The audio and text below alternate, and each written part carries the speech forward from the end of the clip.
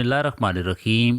ابتدا ہے رب جلیل کے بابرکت نام سے جس نے حضرت محمد صلی اللہ علیہ وآلہ وسلم کو حق کے ساتھ مابعوث فرمایا۔ عاشق رسول صلی اللہ علیہ وآلہ وسلم حضرت خواجہ اویس کرنی کو خیر التابعین کا لقب حضور اکرم صلی اللہ علیہ وآلہ وسلم کی زبان مبارک سے عطا ہوا۔ آپ بیت المقدس میں پیدا ہوئے اور بعد ازاں کرن یمن میں سکونت اختیار کی۔ آپ کے والد محترم آپ کی اوائل عمری میں ہی وفات پا گئے۔ بحالت یتیمی آپ کی والدہ نے آپ کی پرورش و دیکھ بھال میں کوئی کسر نہ اٹھا رکھی۔ جب حضرت اویس کرنی رحمۃ اللہ علیہ نے ہوش سنبھالا تو اپنی والدہ کو بیمار اور نابینا پایا، لہٰذا اسی وقت سے آپ نے اپنی والدہ کی خدمت و اطاعت کو اپنا فریضہ بنا لیا اور اس میں کبھی کسی قسم کی کوئی کوتاہی نہ کی۔ والدہ کی فرما برداری اور خدمت کی بنا پر ہی آپ کو بارگاہ الہی اور بارگاہ نبی صلی اللہ علیہ وآلہ وسلم میں مقبولیت ملی۔ آپ کا نام نامی اویس بن عامر اور دوسرا نام عبداللہ بھی بیان ہوا، لیکن حدیث میں آپ کا تذکرہ اویس کے نام سے ہی ملتا ہے۔ دیگر کتب سے بھی آپ کے نام اویس کی تصدیق ہوتی ہے۔ آپ کی کنیت ابو عمر تھی۔ آپ کے القاب میں سب سے اچھا لقب خیر التابعین ہے، جو روایات کے مطابق آپ کو برگاہ رسالت سے عطا ہوا۔ آپ کے تقابات میں سید التابعین بھی ہے۔ کشف المعجوب میں آپ کو آفتاب امت اور شیخ ملت و دین کے القابات سے نوازا گیا۔ حضرت اویس کرنی رضی اللہ تعالی عنہ کی شہرت دوم عاشق رسول صلی اللہ علیہ وآلہ وسلم کی نسبت سے ہے۔ باقی نسبتیں اویس کرنی سے تعلق کی بنیاد پر قابل ذکر تو ہو سکتی ہیں، لیکن ان کا اصل نسب نامہ عشق رسول صلی اللہ علیہ وآلہ وسلم ہے۔ رہتی دنیا تک جب کبھی عشق رسول کا تذکرہ ہوگا وہ آپ کے نام نامی کے تذکرے کے بغیر ادھورا ہے۔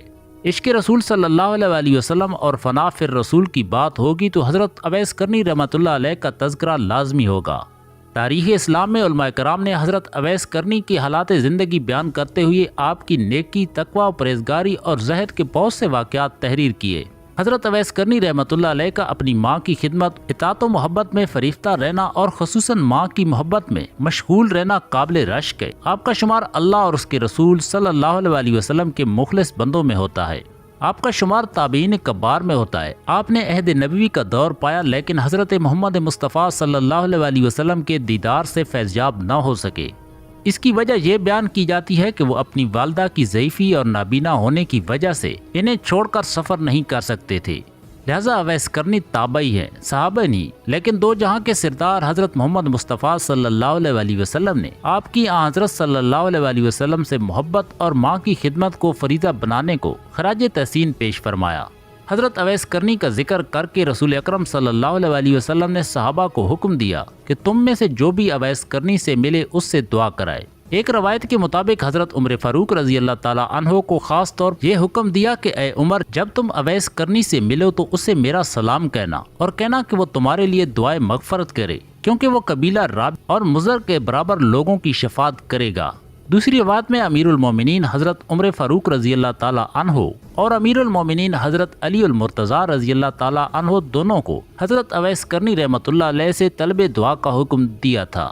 دونوں صاحبان نے حضرت اویس کرنی رضی اللہ تعالیٰ عنہ سے اپنے لیے دعا کروائی۔ روایت بیان کی جاتی ہے کہ روز قیامت کوئی حضرت اویس کرنی کو نہیں دیکھ سکے گا، کیونکہ حضرت اویس کرنی رضی اللہ تعالیٰ عنہ نے دنیا میں اس لیے چھپ کر اللہ کی عبادت کی کہ دنیا میں کوئی بندہ انہیں پہچان نہ لے، سو اللہ تعالیٰ 70,000 فرشتے اویس کرنی رضی اللہ تعالیٰ عنہ کی شکل میں داخل بہشت فرمائے گا تاکہ مخلوق انہیں دیکھ نہ پائے سوائے اس شخص کے جسے اللہ چاہے، اسے آپ کی زیارت نصیب ہوگی۔ حضرت اویس کرنی کے بارے میں شیخ فرید الدین عطار رحمۃ اللہ علیہ روایت بیان کرتے ہیں، جس کا مفہوم کچھ یوں ہے کہ میں یمن کی طرف سے نسیم رحمت آتی ہوئی محسوس کرتا ہوں۔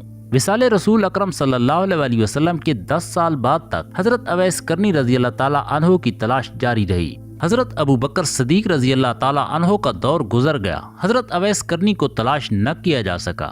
حضرت عمر فاروق رضی اللہ تعالیٰ عنہ نے حضرت بلال بن رباح رضی اللہ عنہ کو حضرت اویس کرنی کی تلاش کا حکم دیا۔ حضرت بلال کی ملاقات حضرت اویس کرنی سے ہو گئی۔ آپ نے فرمایا، اے اویس، حضرت عمر رضی اللہ تعالیٰ عنہ آپ سے ملاقات کے متمنی ہیں، جس پر حضرت اویس کرنی رحمۃ اللہ علیہ کی حضرت عمر رضی اللہ تعالیٰ عنہ اور سیدنا علی المرتضیٰ سے ملاقات ہوئی۔ حضرت عمر فاروق رضی اللہ تعالیٰ عنہ نے فرمایا، اے اویس، آپ نے رسول خدا صلی اللہ علیہ وآلہ وسلم کی زیارت کیوں نہ کی؟ جواب میں حضرت اویس کرنی نے فرمایا، آپ دو حضرات نے زیارت کی، بتائیے حضرت محمد صلی اللہ علیہ وآلہ وسلم کے ابرو مبارک پیوستہ تھے یا نہیں؟ آپ جواب میں خاموش رہے۔ حضرت اویس کرنی نے سوال کیا، جنگ احد کے دن حضور اکرم صلی اللہ علیہ وسلم کے کون سے دندان مبارک شہید ہوئے؟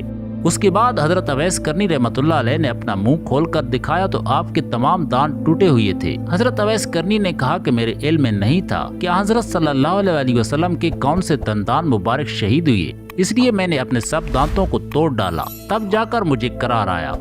حضرت اویس رضی اللہ تعالیٰ عنہ کی یہ باتیں سن کر حضرت عمر اور حضرت علی المرتضیٰ رضی اللہ تعالیٰ عنہ پر رکت طاری ہو گئی۔ ہمارے لیے حضرت اویس کرنی رحمۃ اللہ علیہ کی زندگی مشعل راہ کی حیثیت رکھتی ہے اور ہمیں یہ سبق دیتی ہے کہ اپنی خواہش کتنی ہی شدید کیوں نہ ہو، والدین کی خدمت میں رکاوٹ نہیں بننی چاہیے۔ ساتھ ہی عشاق رسول کو اویس کرنی نے حضور اکرم صلی اللہ علیہ وسلم کی اطاعت و محبت اور ادب کی لامنتہا منزلوں سے آشنا کرایا۔ حضرت اویس کرنی رحمۃ اللہ علیہ جسمانی طور پر لاکھ دور سے، لیکن جو فضل و کرم حضور صلی اللہ علیہ وسلم کا آپ پر ہوا وہ یقیناً قابل رشک و ستائش ہے۔ اللہ تعالیٰ ہمیں عشق رسول صلی اللہ علیہ وسلم کا حقیقی شعور عطا فرمائے۔ حضرت اویس کرنی رضی اللہ تعالیٰ عنہ اور ماں کی خدمت۔ حضرت اویس کرنی رضی اللہ تعالیٰ عنہ کو اسلامی تاریخ میں ماں کی خدمت، اطاعت اور حسن سلوک کے حوالے سے خاص شہرت حاصل ہے۔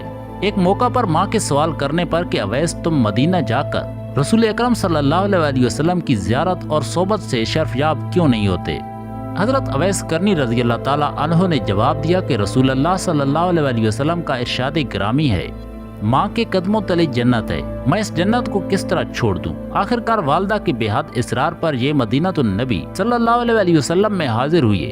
نبی کریم صلی اللہ علیہ وسلم ان دنوں مدینہ میں موجود نہ تھے۔ انہوں نے اس موقع پر اس خواہش کا اظہار کیا کہ اگر میرے اختیار میں ہو تو میں پوری زندگی مدینہ میں رہوں اور آپ صلی اللہ علیہ وسلم کے دیدار اور صحبت سے شرف یاب ہوں، لیکن یہ میرے اختیار میں نہیں، میری بوڑھی ماں اور خدمت کی طلبگار ہے۔ انہوں نے مجھے آپ کی خدمت میں حاضر ہونے اور جلد واپس یمن آنے کی تاکید کی تھی، لہذا رسول اللہ صلی اللہ علیہ وسلم کے یہ عاشق صادق اور آپ کی زیارت کے طالب حضرت اویس کرنی رضی اللہ تعالیٰ عنہ والدہ کے حکم پر فوراً یمن روانہ ہو گئے اور زندگی بھر ماں کی خدمت کرتے رہے۔ اسی بنا پر انہیں اسلامی تاریخ میں بلند اور منفرد مقام حاصل ہے۔